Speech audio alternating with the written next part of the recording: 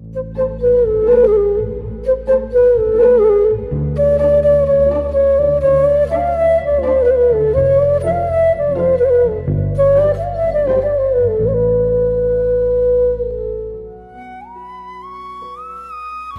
बनने से पहले वह एक लड़की थी, सुशिक्षित, चतुर, व्युत्पन्नमती, साथ ही चपल और लावण्यमयी भी। उस लड़की का सौंदर्य और बुद्धि कुशलता और उसके पिता द्वारा दिया गया दहेज खूब पसंद आए तो एक नवयुवक ने उस लड़की के गले में मंगलसूत्र धारण कराकर उसे एक घर की गृहिणी बनाया और बोला, देखो मेरी प्यारी, यह तुम्हारा घर है। उस गृहिणी ने झट से पल्लू कमर में कस लिया, सारे घर को खूबसूरती से लेपा पोता और रंगोली बनाई। नवयुवक ने फौरन गृहिणी की सराहना करते हुए कहा, घर को लीपने पोतने में तुम बड़ी कुशल हो, रंगोली बनाने में तो और भी ज़्यादा, शाबाश, कीप इट अप। और अंग्रेजी में भी एक बार और प्रशंसा करके उसका कंधा थपथपाया। गृहिणी फूली नहीं समाई और घर को लीपने पोतने को ही अपना लक्ष्य बनाकर जीवन बिताने लगी। वह हमेशा घर को एकदम सफाई से लीपती पोतती और रंगोली के रंग बिरंगे डिज़ाइनों से सजाती। इस तरह उसका जीवन पोछनों और रंगोली की पिटारियों से भरा पूरा रहा। लेकिन एक दिन घर लीपते पोतते हुए उसने अचानक सोचा, मेरा नाम क्या है? और एकदम चौंक पड़ी। हाथ का पोंछना और रंगोली की पिटारी फेंक कर वह खिड़की के पास खड़ी हो गई और सिर खुजाती हुई लगातार सोचती रही, मेरा नाम क्या है? मेरा नाम क्या है?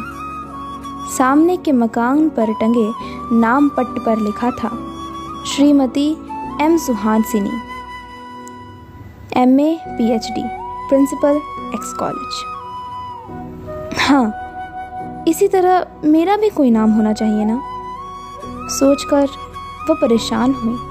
मन में बेचैनी भर गई। उसने किसी तरह उस दिन का लीपना पोतना ख़त्म किया। इतने में काम वाली औरत आ गई। शायद इसको याद हो, यह सोचकर उसने पूछा, क्यों री लड़की, मेरा नाम जानती है? आप यह क्यों पूछ रही हैं अम्मा? मालकिनों के नाम से हमें क्या मतलब? आप हमारे लिए मालकिन हैं। फलाने सफ़ेद मकान के निचले हिस्से में रहने वाली मालकिन का मतलब आप। उस लड़की ने जवाब दिया, ठीक है, तुझ बेचारी को कहाँ से पता होगा। गृहिणी ने सोचा। दोपहर को बच्चे खाना खाने स्कूल से आए। गृहिणी ने सोचा, बच्चों को शायद याद हो। उसने पूछा, बच्चों, मेरा नाम क्या है, जानते हो? बच्चे चकित होकर बोले, तुम माँ हो, तुम्हारा नाम माँ ही है। जब से हम पैदा हुए हैं तब से हम यही जानते हैं। पिताजी के नाम से चिट्ठियाँ आती हैं, उनको सब लोग नाम से बुलाते हैं, इसलिए हम उनका नाम जानते हैं। तुमने अपना नाम हमें बताया ही कब है? तुम्हारे नाम चिट्ठियाँ भी तो नहीं आती। वह फिर सोच में पड़ गई। हाँ, ठीक ही तो है, मुझे चिट्ठी लिखता ही कौन है? माँ और बाबूजी हैं तो, लेकिन वे 1 या 2 महीने में फ़ोन करते हैं। छोटी और बड़ी बहनें भी हैं तो, लेकिन वो भी अपने अपने घर को लीपने पोतने में लगी रहती हैं। कभी शादी या महिला कार्यक्रमों में मिलती हैं तो रंगोली के नए डिज़ाइनों या फिर नए पकवानों के बारे में ही बात किया करती हैं। चिट्ठी पत्री कुछ नहीं। गृहिणी निराश हो गई। मन में व्याकुलता और बढ़ी। इतने में पड़ोसिन महिलाओं के किसी कार्यक्रम के लिए न्योता देने आई। कम से कम इसे तो याद होगा, यह सोचकर उससे पूछा तो वह खी करती बोली, बात यह है कि ना मैंने कभी आपका नाम पूछा, ना आपने बताया। दाई ओर के सफ़ेद मकान वाली या दवाइयों की कंपनी के मैनेजर की बीवी या फिर गोरी और लंबी वाली औरत, इस तरह आपस में हम आपके बारे में बात करते हैं। बस अब कोई फ़ायदा नहीं, बच्चों के दोस्त भी क्या बताएंगे, वे यही जानते हैं कि मैं कमला की माँ हूँ या आंटी। अब एक पति की शरण में जाना पड़ेगा, उनको याद होना चाहिए। रात को खाना खाते समय उसने पति से पूछा, सुनिए, मैं अपना नाम भूल गई हूँ, आपको तो याद होगा, बताइए ना। पति ने ठहाका मार कर कहा, क्या बात हो गई भाई, जो बात कभी नहीं पूछी वो आज क्यों पूछ रही हो? जब तुमसे शादी की है तब से तुमको ए सुनो कहकर पुकारने की आदत हो गई है। तुमने कभी नहीं कहा कि ऐसे मत पुकारिए, मेरा नाम नहीं है क्या? इसलिए मैं भी भूल गया हूँ। अब क्या हो गया, सब लोग तुमको मिसेस मूर्ति कहते तो हैं। मिसेस मूर्ति नहीं, मुझे अपना असली नाम चाहिए, अब क्या करूं? उसने परेशान होकर कहा। इसमें कौन सी परेशानी है, कोई भी नया नाम रख लो बस, पति ने सलाह दी। आप भी खूब हैं, जब आपका नाम सत्यनारायण मूर्ति हो और आपसे कोई शिवराव या सुंदरराव नाम रख लेने को कहे तो आप रख लेंगे? मुझे अपना ही नाम चाहिए। गृहिणी ने हट किया। तुम तो अजीब हो, पढ़ी लिखी हो ना, सर्टिफिकेट देख लो, उन पर तो नाम होगा ही। इतना भी कॉमन सेंस ना हो तो कैसे चलेगा, देखो जाकर। उन्होंने फिर सलाह दी। गृहिणी सर्टिफिकेट ढूंढने में जी जान से लग गई। अलमारी में रेशमी, शिफॉन, सूती और वॉयल की साड़ियाँ, मैचिंग ब्लाउज, पेटीकोट, चूड़ियाँ, मनके, पिन, मोती, कुमकुम की डिबिया, चंदन की कटोरी, चांदी के थाल, सोने के गहने, सब तो व्यवस्थित ढंग से रखे मिले, लेकिन सर्टिफिकेटों का अता पता नहीं था। हाँ, याद आया, शादी के बाद जब मैं यहाँ आई तब लाई ही नहीं थी। उसने सोचा, जी हाँ, मैं उनको यहाँ लाई ही नहीं थी। अपने गांव जाकर सर्टिफिकेट ढूंढूंगी और अपने नाम का पता लगाकर 2 दिन में लौट आऊँगी। उसने पति से कहा, बड़ी अजीब बात है, नाम के लिए गांव जाओगी क्या?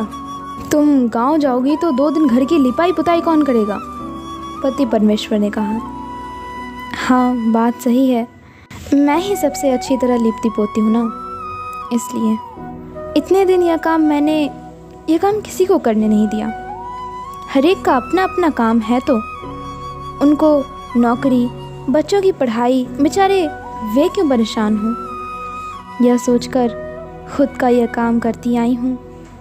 उनसे यह सब काम होता नहीं है ना। फिर भी नाम जाने बगैर जिए भी तो कैसे? इतने दिन यह बात याद आई ही नहीं, इसलिए चल गया। अब याद आने के बाद तकलीफ होने लगी है। 2 दिन किसी तरह परेशानी उठाइए, जाकर अपने नाम पता करके लौटे बगैर जिंदा रहना मुश्किल हो रहा है। मिन्नत करके गृहिणी बाहर निकल पड़ी। क्यों बेटी, ऐसे एकाएक कहाँ चली आई? कहकर माँ और बापू ने स्नेहपूर्वक हाल चाल पूछा। फिर भी वे कुछ संशय से लगे। असली काम याद आया तो वह बोली, माँ, मेरा नाम क्या है, बताओ तो। गृहिणी ने चिंता से पूछा। यह क्या पूछ रही हो? तुम हमारी बड़ी बेटी हो, तुमको BA तक पढ़ाया और 50,000 दहेज देकर शादी कर दी, 2 प्रसव कराए, हर बार अस्पताल के खर्चे हमने ही उठाए। तुम्हारे 2 बच्चे हैं, तुम्हारे पति की अच्छी नौकरी है, वे बहुत अच्छे हैं, तुम्हारे बच्चे होनहार हैं। मुझे अपना इतिहास नहीं, अपना नाम चाहिए माँ। कम से कम यह तो बताओ कि मेरे सर्टिफिकेट कहाँ कर रखे हैं। पता नहीं बेटी, कुछ दिन पहले अलमारी में से पुराने कागज़, फाइलें वगैरह निकाल कर उसमें शीशे का सामान रखवाया है। थोड़ी सी ज़रूरी फाइलों को अटारी पर डाल दिया है, कल ढूंढवा देंगे। अभी कौन सी जल्दी है, आराम से नहाकर खाना खा ले बेटी, माँ ने कहा। गृहिणी ने आराम से नहाकर भोजन तो किया, लेकिन उसको नींद नहीं आई। उसने कभी नहीं सोचा था कि हंसते गाते, घर को लीपते और रंगोली बनाते बनाते नाम भूल जाने से इतनी सारी मुसीबतें खड़ी होंगी। सवेरा हुआ, लेकिन अटारी में सर्टिफिकेट ढूंढने का काम पूरा नहीं हुआ। इस बीच जो भी सामने पड़ा उससे गृहिणी ने पूछा, पेड़ पत्तों से, बॉबी से, तालाब से, अपने स्कूल और कॉलेज से, सबसे पूछकर, चीख कर, चिल्लाकर, अंत में एक सहेली से मिलकर उसने अपना नाम पा ही लिया। उस सहेली ने उसी की तरह, उसी के साथ पढ़ लिख कर उसी की तरह शादी की थी, लेकिन वह हमारी गृहिणी की तरह घर को लीपने पोतने को ही जीवन न मानकर उसे जीवन का एक हिस्सा भर मानती थी और अपना नाम और अपनी सहेलियों के नाम याद रखती थी। वह सहेली इसको देखते ही चिल्ला उठी, ए शारदा, मेरी प्यारी शारदा, और गले से लग गई। जैसे लू से, झलसे, प्यासे और सूखे और मरणासन्न व्यक्ति को कोई नई सुराही का पानी चम्मच से मुंह में डालकर जीवन दान दे, वैसे ही उस सहेली ने इसे जीवन दान दिया। तुम शारदा हो। तुम अपने स्कूल में 10वीं कक्षा में प्रथम आई थी, कॉलेज की संगीत प्रतियोगिता में भी प्रथम आई थी, बीच बीच में अच्छी तस्वीरें भी बनाती रहती थी।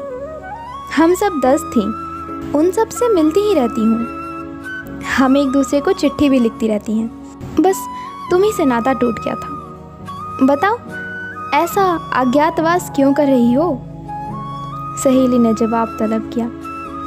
हाँ प्रमिला, तुम्हारी बात सही है, मैं शारदा हूँ।